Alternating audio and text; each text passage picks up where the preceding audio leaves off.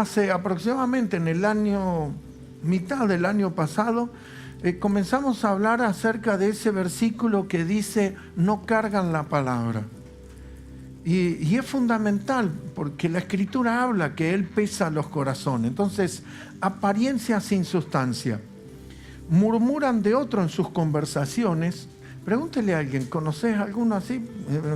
Murmuran de otro en sus conversaciones sin hacer una autoevaluación sincera y personal de sí mismo. Entonces le es fácil tener una murmuración sobre otro, y esto es una cultura común, pero porque sea común no la podemos permitir que siga estando establecida. No podemos seguir que esto esté en la atmósfera o se siga contaminando así, sino que nosotros estamos determinados y decididos a ir a cosas mejores, más excelentes en la intimidad con el Señor. Otro de los puntos es adoración exterior, lo dije antes, pero sin compromiso desde lo profundo, desde tu ser. Adoración exterior, pero sin compromiso en el interior. Una relación sin intimidad, ¿no? Tiene una relación exterior, superficial, externa, pero en la cual no quiere intimidad. ¿Sabe por qué una persona no quiere intimidad? Intimidad para que no se le descubran, para que no se le saquen a luz, para que el otro no conozca, no sepa, no descubra. Y no estoy hablando en relaciones uno con otro, sino también en la relación con el Padre, con el Hijo y con el Espíritu Santo. Entonces, tienen una relación superficial, simulan, pero sin intimidad. Y tienen una aplicación selectiva de las Escrituras. ¿Sí?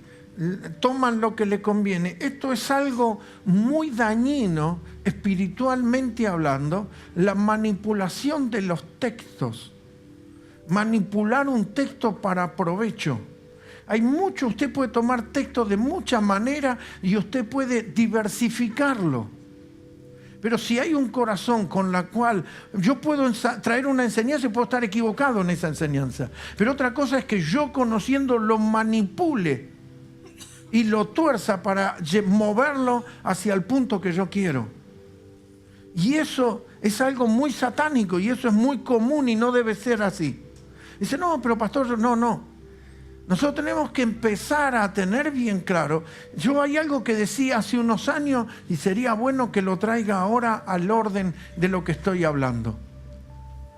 Mis padres pagaron toda la vida un impuesto que se llamó alumbrado, barrido y limpieza, y la calle de mía fue de tierra hasta los 11 años.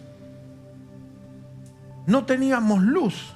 Había una sola en la esquina y la rompíamos nosotros con la hondera. Así que ahí nadie nunca pasó a barrer, nunca hubo limpieza, nunca hubo alumbrado, nada. Pero el impuesto decía así. Y era algo que lo hacíamos, pero era algo común, pero no quiere decir que sea lo correcto. Hay muchas cosas que nos resultan común, pero no quiere decir que es lo correcto. Cuando a mí en el año 80... hermanos que viajaron a un país vecino, no quiero decirlo porque por ahí alguno puedo herir alguna sensibilidad emocional, me dice, no, fuimos allá y compramos cassette, antes se utilizaba mucho el cassette, dice, compramos cassette de música, así, y lo que aquí llamamos trucho, copia. Nosotros dijimos, ¿pero cómo compras copia? Sí, lo compramos en una iglesia, ahí es común. Que sea común no quiere decir que sea justo. Que se practique y gente lo haga, no quiere decir que eso esté aceptado. Por eso, cuando hablamos de esas cosas, tenemos que desconfigurar mucho de eso. Y nosotros tenemos que saber, no, pero hay tantos cristianos que hacen... No nos interesa que otros lo practiquen. Nosotros tenemos que traer el orden divino en mi vida, en mi familia y en la casa del Señor. O sea, eso va a desconfigurar el entorno. Porque cuando usted establece lo genuino, va a mostrar lo contaminado y va a mostrar las copias y va a mostrar las otras personas que están funcionando en otro orden. En el libro de Mateo, Jesús le habló a los fariseos, capítulo 23, y dice que cuando Él le habla, Mateo 23, versículos 5 al 7, dice, pero hacen todas sus obras para ser vistos por los hombres. ¿Se acuerdan de ese relato? Entonces, es muy común, en las epístolas paulinas, Pablo habla de no hacer las cosas para el ojo, de no hacer las cosas para ser visto de los demás. Entonces, nosotros tenemos que comenzar a traer un orden y cambio y transformación en nuestro país. Un periodista entrevistó a un político y le dijo, pero pará, dejá de decir esas cosas. Y entonces el político dijo, no, pero es la verdad. Sí, pero si vos decís esa verdad, nadie te va a votar. Entonces, nosotros estamos acostumbrados a la hipocresía y la adoptamos y la consumimos como, bueno, tal vez era así. Y por eso muchas veces tenemos los resultados que tenemos por causa de apropiarnos y tener esa cultura de aceptar la hipocresía. Y hasta demandarla, como decir, y nosotros tenemos que quebrar, porque el evangelio no puede funcionar desde una posición de la hipocresía, simular una cosa, pero por dentro hay otra vivencia. Entonces, ¿qué le dijo Jesús a los fariseos? Ustedes funcionan así. Entonces, nosotros tenemos que ver que la visita de nuestro Señor, como prediqué la semana pasada y hablábamos, de que Él fue sacrificado antes de la fundación del mundo, como dice en el libro de los Efesios, y de que antes todas las cosas sean, ya el Padre había pensado en la redención de su Hijo, y a través de esa redención nosotros colocarnos en una posición de hijo. Nosotros tenemos que ver que Jesús no vino por casualidad en una fecha y en un tiempo preciso a establecer sobre la tierra. La iglesia estaba viviendo. La iglesia, bueno, tal vez no la iglesia como la conocemos hoy, pero la iglesia, podríamos decir, el templo allí en Jerusalén, los fariseos, los saduceos, y todos como ellos desarrollaban una cultura donde estaban acostumbrados a respetar las leyes de los padres o a respetar lo que venía de cultura y no los principios. Y a veces nosotros somos arrastrados, no, pero ya hace años, ya esto es así. No, pero bíblicamente nosotros tenemos que traer el orden. No importa si vivimos en Buenos Aires, Chile o el Congo belga. Nosotros tenemos que saber que la palabra tiene que ser establecida. No, pero en este país si vos andas por derecha te pasan por arriba. Vamos. Nosotros necesitamos traer el orden de la palabra. Dígale a alguien, ¿estás en una familia donde todos somos pecadores arrepentidos? Somos hijos de Dios y tenemos una posición de heredero. Amén. No nos venga con la cultura de afuera y a querer vernos con esos ojos. Nosotros tenemos que saber, somos hijos de Dios, somos herederos y estamos trayendo el orden divino. No simular algo y que no hay sustancia por dentro. Porque Dios conoce todas las cosas y a nosotros nos tiene que interesar plenamente el Dios de los cielos. En eso ese tiene que ser el centro. Pero a veces a nosotros nos interesa tal vez la multitud o lograr un resultado. Y bueno, si digo esto, si predico tal cosa, no, yo tengo que traer el orden sobre la casa. Y al traer ese orden sobre los hijos, esto comenzará a actuar de adentro hacia afuera. Traeremos el orden sobre todas las cosas. Entonces estábamos hablando apariencia sin sustancia, tamaño sin peso. Un gigante que no tiene peso. Sansón tenía dones y tenía todo, pero no tenía obediencia, integridad, fidelidad. No obedecía a Dios. Tenía unos dones que eran llamativos, era algo extravagante, pero no era acompañado con una vida ordenada. Jugueteó con la prostituta y se iba a los valles de Acor a hacer cosas que no debía. Tenía fuerza, sí, tenía dones, sí, pero se puso a coquetear con quien no debía. Y comenzó a jugar y a creer que le hacían un lazo y lo rompía cuando él quería. En el mismo capítulo, Mateo 23, versículo 27 al 28, Jesús le vuelve a decir, hay de vosotros escribas y fariseos, y utilizan la palabra hipócrita, porque sois semejante, y lo habla a un sepulcro, a una tumba, ¿no? Este mundo necesita vida y nosotros portamos esa vida. Y en ese tiempo la iglesia, los que debían cargar la palabra, que era el pueblo de Israel, estaban sin la palabra. Estaban contradicciones, estaban huecos. No tenían y no cargaban eso. Entonces, luego, en el capítulo 7 de Mateo, también versículo 15 al 16, habla de guardaos de los falsos profetas, y que vienen a vosotros vestidos de una manera, pero por dentro son otros, y habla de los lobos rapaces. Entonces nosotros tenemos que guardarnos y tenemos que cada día vivir una vida donde tenemos que guardar mucho nuestras conversaciones o diálogos, o tal vez apreciación sobre otro.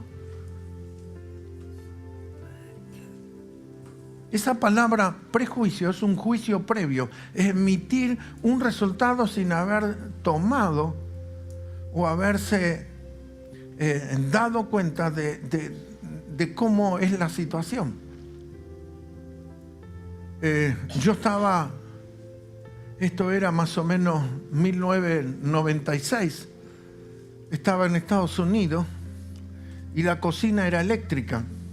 Y tenía como el espiral nuestro, el mata mosquito, pero este era para la cocina, prendido. Entonces yo le digo a la mujer del pastor José Luis Díaz, ¿qué hice? Yo saqué un cálculo según mi apreciación, según mi manera de ver. ¿Cómo serían nuestras hornallas? Una llama de fuego moviéndose y todo un color violeta o de una manera. Sin embargo, eso no tenía nada, tenía una serpentina así. Y yo le digo, ¿esto está prendido? Y ella me dice sí. Pero yo no vi ni que cambió el color, ni que largaba humo, ni que largaba nada. Argentino vivo, toqué. Me quedó en serio, automáticamente la primera piel quedó ahí, quedaron mis huellas digitales.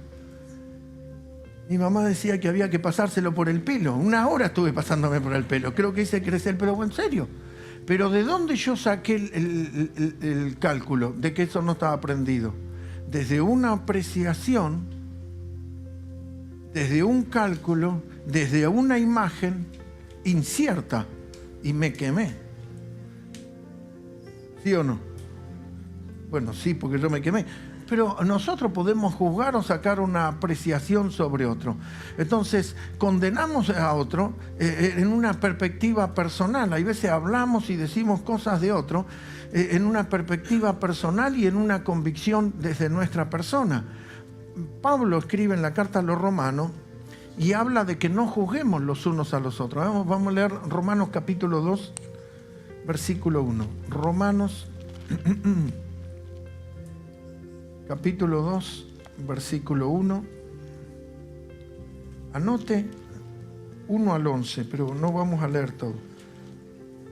Por lo cual, eres inexcusable, hombre, quien quiera que seas, tú que juzgas, pues en lo que juzgas a otro te condenas a ti mismo, porque tú que juzgas haces lo mismo. Mas sabemos que el juicio de Dios contra los que practican tales cosas es según verdad. La manera de juzgar algo, Dios, es según verdad. Y piensas esto, oh hombre, tú que juzgas a los que tal hacen y haces lo mismo, que tú escaparás del juicio de Dios. El versículo 4 dice, o menospreciáis las riquezas de su benignidad, paciencia y longanimidad, ignorando que su benignidad te guía al arrepentimiento.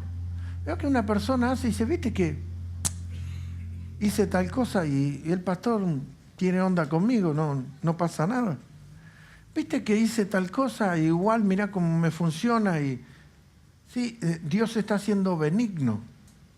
No está apoyando el error ni queriendo justificar lo que está haciendo. A veces nosotros operamos de esa manera.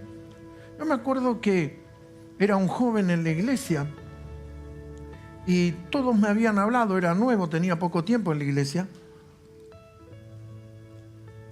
Cuando yo era nuevo todavía no había rendido todo mi corazón, sino que andaba ahí como un poco y un poco, como alguno que no vino hoy.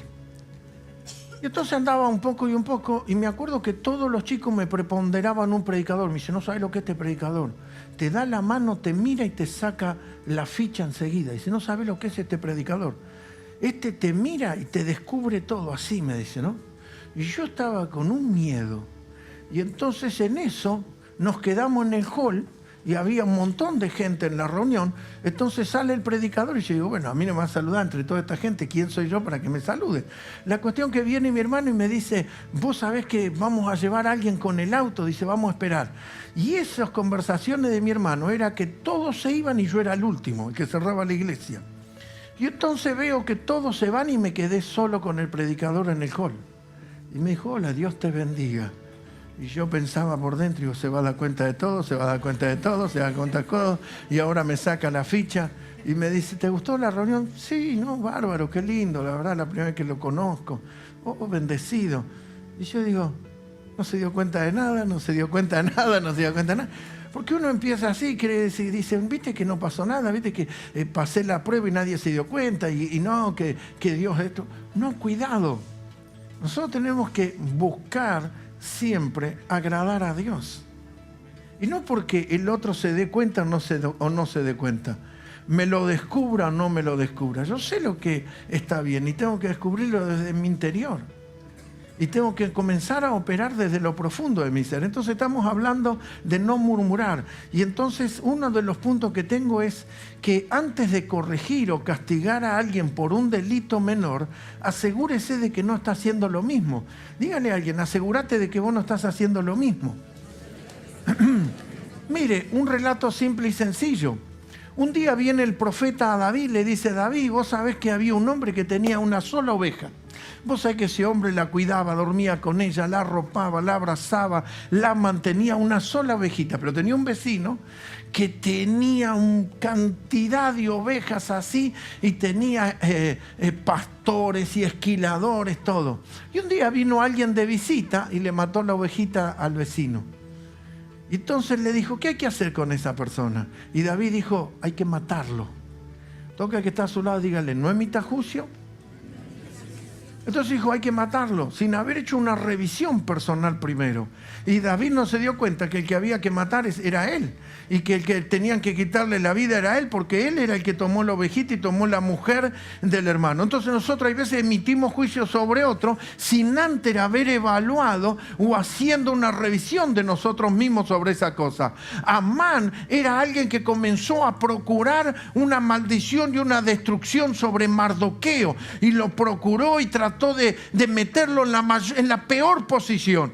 Y usted sabe que había muchas leyes, muchas conspiraciones, y todo fue conspirado para destruir la vida de Mardoqueo. Pero tuvo que intervenir Dios y revirtió la maldición y toda conspiración la volvió contra Amán. Y el que terminó en la horca y el que terminó muerto fue el enemigo, el que trató de hablar de Mardoqueo. Y entonces a veces nosotros continuamente vemos personas operar en un sistema social donde la murmuración o querer generar hay veces un privilegio o un acceso o un beneficio a través de ciertas cosas. Y eso tiene que ser quitado de nuestra vida. En Mateo capítulo 7, versículo 1 al 5 dice, no juzguéis para no ser juzgados. Entonces nosotros tenemos que tener amor y si vemos algo haciendo sobre el otro, tenemos que saber, mira, lo que estamos haciendo es buscar tu beneficio. Estamos detrás de tu victoria, estamos detrás de lo mejor para vos. Hace poco un integrante de mi familia me decía, vos tenés que dejar que la gente cometa el error, que se equivoque y que si toma una decisión y le va mal, vos tenés que dejarlo. Mira, yo soy papá. Y un papá no puede permitir. Yo me acuerdo un video, los videos de esos antiguos que venían en ese cassette grande, esa máquina. Mi primo está filmando al hijo. Y entonces le comienza a hablar. El hijo tenía 3 añitos. Y mientras lo filma, el nene hace así, le habla al papá y le quiere decir una cosa y le pega con la frente al caño. Y mi primo, mientras lo filmaba, dice, cuidado, cuidado. En lugar, le decía al hijo, cuidado, cuidado. El hijo se pegó un golpe que el caño le quedó en la filmación acá marcado. Si yo veo que un hijo se está por golpear, yo solamente voy a decir, cuidado, cuidado, cuidado que te podés caer. Cuidado que eso quema. Cuidado que te podés hacer. ¿Usted le parece que eso sería paternidad? Dice, no, pastor, pero usted es muy persecuta. No perseguimos a nadie. Estamos detrás de tu bendición. Estamos detrás de que vos vivas una vida gloriosa. Estamos detrás de ver cómo el favor de Dios se manifiesta sobre ti y mayor bendición viene sobre tu vida. Estamos detrás de sentarnos y verte en posiciones de privilegio y decir, esto es el favor de Dios, ha sido la mano de Dios, el Dios de los cielos ha estado sobre ti. Nos gozamos con tu victoria, nos gozamos con tu bendición. A eso es lo que nosotros detrás estamos. No estamos detrás de legalismo y andar señalando personas o andar criticando a alguien. Estamos detrás de que vivas los mejores años de tu vida. No podemos ser papá que te filmamos y vamos viendo mientras te estás por golpear y meterte en un lazo del maligno, cruzarnos el brazo y decir, ajá, ¿viste? ¿Viste que yo tenía razón? Perdónenlo, pero no somos ese estilo. Y cuando digo no somos, incluyo a mi esposa. No es nuestra cultura. Nos apasiona, nos duele, nos conmueve la situación del otro y decimos, mira, esto te puede perjudicar, con esto podés terminar de esta manera. Con esto puede traer consecuencias sobre tu vida. Pero no juicio, no juzgar, mira lo que hizo aquel, lo que hizo el otro. Si no nos escuchó, ya es responsabilidad de él. Pero yo sé que le he hablado la palabra. Yo sé que he tratado de buscarle el buen consejo. Y estamos detrás de eso, detrás de tu bendición, detrás de tu victoria. Pero cuidado con nosotros caernos en conversaciones y que hagamos una murmuración de alguno o de alguien. Nosotros tenemos que buscar que cada día nuestra intimidad y nuestro interior tenga peso. Que algo de adentro, no peso de esto, de la comida además, sino peso en el corazón, peso del Espíritu, peso de la palabra, peso de la gracia que portamos. Que haya un peso. Y que cuando nosotros, no algo figurativo, porque hay mucha gente que simula. Yo conocí un predicador que lo primero que hacía, ponía la Biblia, ponía la toallita de transpiración y trataba de hacer, me sigue, está conmigo, me oye, y todo un show. No estamos diciendo ese peso. Peso es con gracia. Es algo que usted comienza a impartir y algo empieza a pesar en la atmósfera. David, sin haber hecho una revisión, sacó un juicio rápido, pero el profeta lo encerró en su propio juicio. Tenemos aquellos que hablan sin hacer. Eso es lo que más siempre va a haber. Y siempre el que habla de los que hacen. Hablan de los que están realizando cosas. Así es el mundo, pero así no debe ser la iglesia. Tenemos que ser hacedores de la palabra. En el libro de Santiago nos dicen en el capítulo 1, todo lo conocemos de memoria, pero vamos a leerlo. Santiago capítulo 1. Santiago capítulo 1, versículo 22. Dice así, pero sed hacedores de la palabra y no tan solamente oidores. Si uno es oidor, se engaña a usted mismo, engañándoos a vosotros mismos. Porque si alguno es oidor de la palabra, pero no hacedor de ella, este es semejante al hombre que se considera un espejo su rostro natural. Pero él se considera a sí mismo y se va y luego se olvida cómo era. Se mira y dice, ¿qué tenía? ¿Cómo estaba? Cuando usted carga la palabra, usted no se olvida. La palabra permanece dentro tuyo. Mas el que mira atentamente en la perfecta ley, la de la libertad, y persevera en ella, no siendo oidor olvidadizo, sino hacedor de la obra, este será bienaventurado en lo que hace. Toque a 4 o 5 y dígale bienaventurado, bienaventurado, bienaventurado. ¿Cómo es usted? Bienaventurado en lo que hace. Porque escucha la palabra y la practica. Y carga la palabra. Ah, yo sé que esto está mal, pero a mí no me importa. No, cargue la palabra. Si está mal, no lo hago. No, me freno acá. clavamos los frenos, nos detenemos, nos equivocamos, volvemos hacia atrás. Somos hacedores. En el libro de Ezequiel, capítulo 33. Ezequiel, capítulo 33. Versículo 30. Dice: y tú, hijo de hombre, los hijos de tu pueblo se mofan de ti junto a las paredes y a las puertas de las casas. Hablan el uno contra el otro, cada uno con su hermano, diciendo: venid ahora y oíd qué palabra viene de Jehová. Y vendrán a ti como viene el pueblo, y estarán delante de ti como pueblo mío, y oirán tus palabras, y no las pondrán por obra. Antes hacen halagos con sus bocas, y en el corazón de ellos andan en pos de ¿qué? De su avaricia, los deseos o las influencias personales.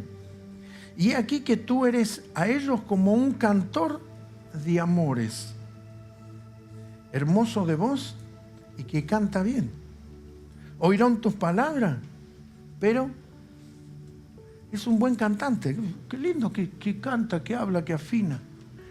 Oirán tus obras, tus palabras, pero no las pondrán por obra.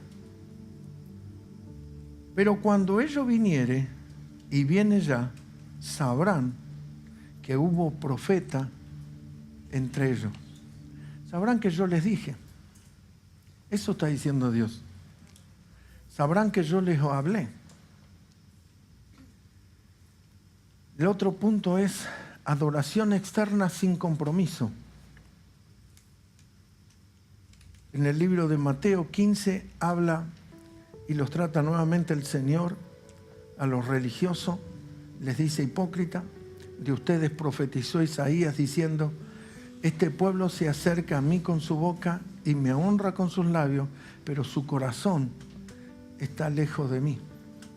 Entonces, una oración o una adoración o relación externa sin compromiso interno no traerá relación íntima. Lo digo de vuelta. Una adoración externa sin un compromiso interno nunca podrá traer una relación íntima. Una relación íntima lleva otros órdenes. Hace poco, hace 2 días, me llegó a mi WhatsApp, en la red que tengo pastoral, no la local, sino la que tengo con República Dominicana, una situación de un pastor que trajo un problema público. Y entonces alguien publicó esa situación de ese pastor, y luego que publicó eso, el resto decía: qué lástima, qué vergüenza, qué bochorno, qué cosa, cómo se puede avergonzar a Dios. Pero yo meditaba y no me quedé en el bochorno, ni tampoco criticando al pastor, sino que hay cosas que toman lugares porque existe algo que se llaman principios espirituales, leyes espirituales. Y así como nosotros conocemos ciertas leyes naturales, nosotros debemos conocer ciertos principios espirituales y cómo operan. Dios no puede tener intimidad con aquel que no tiene un compromiso interno y tiene una relación superficial, externa. En realidad, el principio espiritual lo va a impedir. La persona va a tratar de mostrar la mejor imagen, pero le será imposible. Nunca logrará una intimidad y una relación íntima con Dios, porque el principio está quebrado. Es una ley. Y este pastor padeció por esto a causa de un principio espiritual. No es criticable.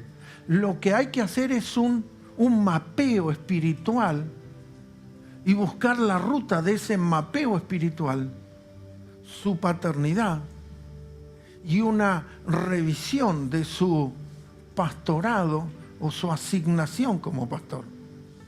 Y al ver ese mapeo, ver dónde se quebró el principio y el orden. Cuando Pablo le escribe a Timoteo, le habla de los que naufragaron en la fe. Entonces, ¿por qué esta persona está hoy en esta situación? Hay que hacer un mapeo. ¿Dónde naufragó? ¿Dónde se quedó? ¿Dónde perdió el rumbo? ¿Dónde perdió la dirección? ¿Qué fue? ¿Cuál fue el principio que no se aplicó? Yo les conté a ustedes que cuando viajamos a Sudáfrica, aquí manejamos por la derecha y cuando fui a Sudáfrica se manejaba por la izquierda. Imagínense que yo vaya con mi ley a establecerla en Sudáfrica. Y digo, no, en mi país manejamos por derecha, vamos por derecha. ¿Llego a algún lado? Choco. Y de pronto digo, todos venían de contramano y tardé en llegar a la reunión porque los autos me venían de contramano. Entonces yo quiero aplicar una ley contra la ley. Entonces seguro que va a haber un resultado. Voy a llegar tarde si es que llego.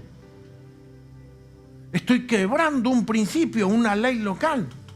Y los principios espirituales, por supuesto que nos lamentamos, pero la realidad es que no hay ni que criticarlo ni lamentarse, hay que hacer un mapeo y decir qué principios se quebraron sobre esto, de dónde se salió el orden espiritual. Y lo que nosotros estamos continuamente trayendo son enseñanzas a que establecemos principios espirituales y orden de las cosas espirituales.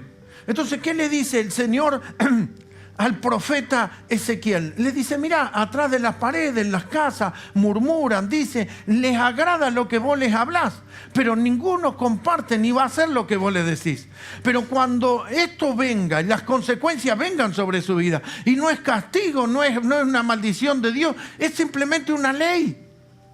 Y son unos principios. Y si usted lee Apocalipsis, yo estaba leyendo en estos días, dice, le vino esta plaga, pero ni con todo eso se arrepintieron. No necesariamente tiene que venir un problema para que haya gente que se arrepienta. Y dice, no, porque mire, cuando yo era muchacho vino la guerra que tuvimos el problema, el canal de Beagle con Chile, y la guerra, todas las iglesias hicieron vigilias, ayunos, todos los sábados estaban en una iglesia de vigilia, ayuno, y las iglesias se llenaron de personas. Usted pregunte la estadística en los Estados Unidos cuando vino el problema de lo que llaman septiembre 11, donde se estrellaron los aviones. Las iglesias tuvieron la mayor visitación de personas a las iglesias. Vaya ahora si volvieron a vacío, porque eso es una ola nada más. Eso no es solamente una emoción de una situación comprometida para que la situación cambie. Eso no perdura porque no hay principio. Pero cuando se establecen los principios y los pesos y las cosas espirituales, entonces adoración externa sin compromiso, ese tipo de vida nunca producirá relación.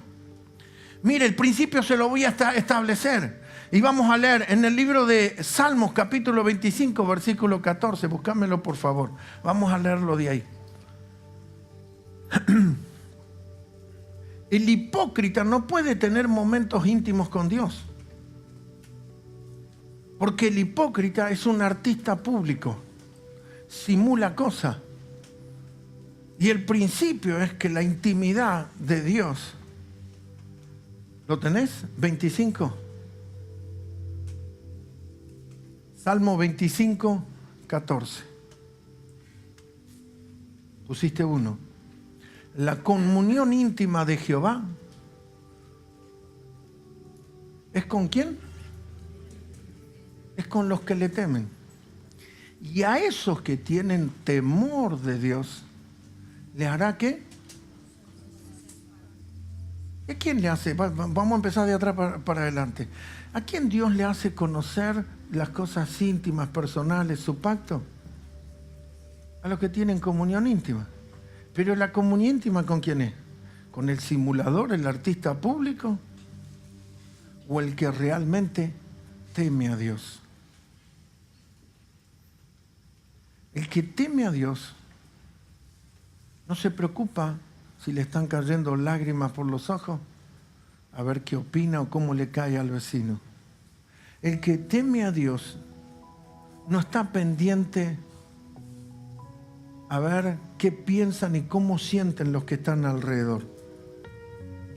Hay unos principios espirituales. Amós capítulo 3, versículo 3 dice, ¿andarán dos juntos si no estuvieren de acuerdo?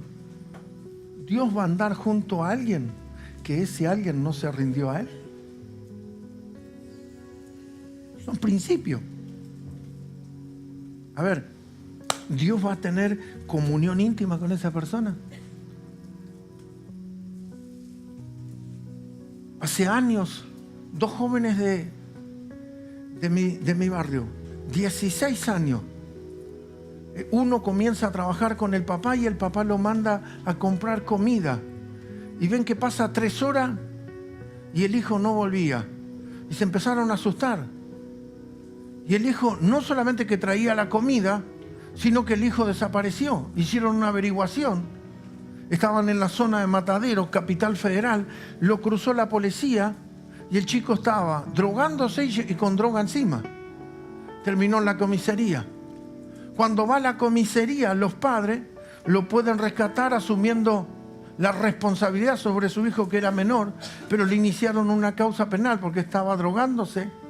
En ese tiempo no es como ahora que se drogan en la vía pública. En ese momento era condenable. Estábamos un poquito más despiertos. Y él tenía droga encima. Entonces el padre lo saca y cuando vienen al barrio nos comentan y lo primero que hacen le echan la culpa al amigo. Dice, no, el que llevó a mi hijo a la droga es el otro. Entonces, nosotros siempre buscamos un culpable externo. Pero la Biblia dice, andarán dos juntos si no estuvieran de acuerdo. La iglesia, el templo central estaba así como, no, tal vez este está muy cerca de la esquina, estaba más a mitad de cuadra. Pero a la vuelta, sí, donde existe la inmobiliaria, acá a la vuelta, estaba la comisaría sobre la calle Bonorino. Entonces un chico de la iglesia me dice, ¿no viste un auto Gol gris todo agujereado? No. Me dice, vení que te lo muestro. Y fuimos y estaba chocado, la rueda rota y balas por todos lados. Me dice, en este auto iba mi hermanito. Yo, ¿cómo iba tu hermanito? Sí, está internado ahora, está en terapia intensiva, pero está bien. Yo me empecé a quedar duro. Me dice, no, lo que pasa, dice que lo vino a buscar un amigo y fueron a dar una vuelta y lo agarró la policía y lo agarró a tiro. Y yo digo, estos policías se equivocaron, ¿cómo hicieron esto? Me dice, no, lo que pasa es que el auto era robado. Yo digo, pero tu hermano no andaba en nada eso. No, mi hermano no, el amigo. ¿Y cómo es amigo de uno que anda en auto robado? Y bueno, sí, anda con amigos que no merece. ¿Qué dice la Biblia? ¿Andarán dos juntos si no estuvieran de acuerdo? Entonces, ¿cómo Dios va a tener relación íntima si ese lo que está queriendo es nada íntimo, todo superficial, todo externo, todo por afuera, una pantalla, pero en casa sigo teniendo el control yo? Entonces, nunca habrá intimidad. Y si no hay intimidad, no se puede producir hijo, resultado, cosecha, beneficio. No hay alumbramiento, no hay futuro, no hay mañana. ¿Cómo se produce un hijo? Intimidad, relación íntima. ¿Y cómo se llega a una relación íntima? Y una revelación total. Desnudez. No hay nada escondido. Todo se descubre. Y usted y yo, querramos o no querramos, estamos descubiertos delante de Él. Y estamos desnudos delante del Señor. Pero si usted quiere ser un artista público de simular cosas, eso te va a producir esterilidad espiritual. Eso te va a hacer un hombre o una mujer estéril, improductivo, sin generar y sin producir resultados en tu vida. Va a traer una vida sin resultados. Yo veo que otro adora, yo veo que te canta, pero yo no siento nada. ¿Andarán dos juntos si no estuvieran de acuerdo? ¿Con quién anda el Padre y con quién tiene intimidad y le hace conocer su secreto? Ese versículo de ese salmo que dice: ¿quién subirá al monte de Jehová? El limpio de manos y puro corazón. Se lo tomó como una perfección. ¿Cómo yo soy limpio y cómo tengo un corazón puro? Rendido y lavado por la palabra. No es un simbolismo de perfección, es un simbolismo redentivo. Es un simbolismo donde hay redención, donde fuimos redimidos, fuimos rescatados, fuimos restaurados. No hay una autolimpieza.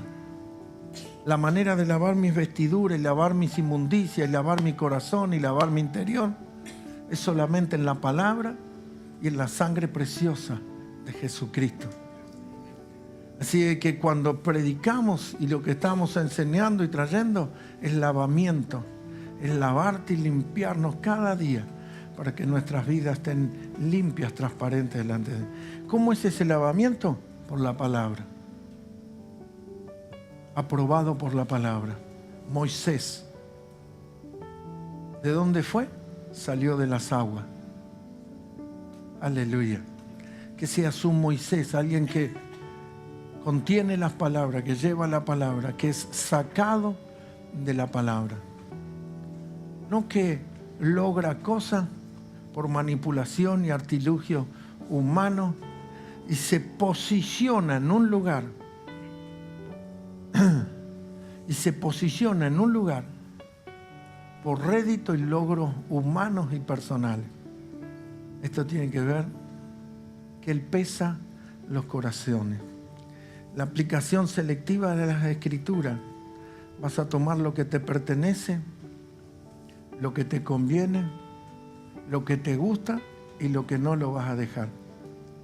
Los fariseos vieron que cuando Jesús sanó a esa mujer que estaba encorvada por 18 años, lo vieron como un trabajo. Pero desatar el animal que lo tenían en el pesebre y lo llevaban a tomar agua, no lo veían como un trabajo. La mirada hipócrita siempre va a ver las cosas espirituales con conceptos humanos. Ellos vieron trabajo, sanidad, pero no vieron trabajo, desatar el buey. No vieron trabajo, el milagro. No vieron trabajo el que cuando ellos, el día de reposo, hacían cosas en su casa. Pero Jesús dijo, no merecía esta mujer. Hace 18 años que está así. Pero el fariseo dijo, cualquier otro día se la puede sanar. ¿Y por qué no la sanaron en 18? ¿Por qué no lo hicieron? Volvemos al punto anterior. Los que hablan no son hacedores. Los hacedores hacen, no hablan. Están ocupados en la obra. Vamos a ponernos de pie. Aleluya. Eleve sus manos, cierra sus ojos y tómese estos minutos. Y que en esta noche salgas de este lugar teniendo intimidad con Dios. No una reunión más, no un culto más, sino tiempo íntimo en su presencia. Es imposible porque hay principios. Por esa causa muchas veces no se puede tener intimidad, porque Él tiene intimidad con los que son suyos.